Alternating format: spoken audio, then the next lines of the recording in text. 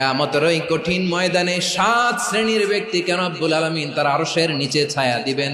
তার মধ্যে প্রথম শ্রেণীর ব্যক্তি হলো ইমামুন আদিল, যে ইনসাফের সাথে বিচার করে, যে জাস্টিস সমাজে সার্ভ করে, যে সুশাসন নিশ্চিত করে, ওই ইমামুন আদিল। আদিল শব্দটা বুঝছেন না? ইন্নাল্লাহা ইয়া'মুরু বিল আদল, পাইছেন?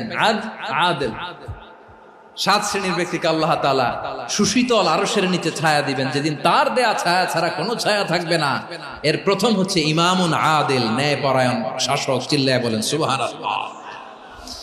আবার বিশ্বনবী বললেন, ইন্নাল মুকসিতিনা ইনদাল্লাহি আলা মানাবিরা মিন নূর আন ইয়ামিনির রহমান। কিয়ামতের দিন যারা ন্যায় পরায়ণ হিসেবে আল্লাহর সামনে দাঁড়াবে, কিয়ামতের দিন রব্বুল আলামিন তার আরশের ডান দিকে ওই ন্যায় পরায়ণ লোকদের জন্য আরশের ডান দিকে একটা নূরের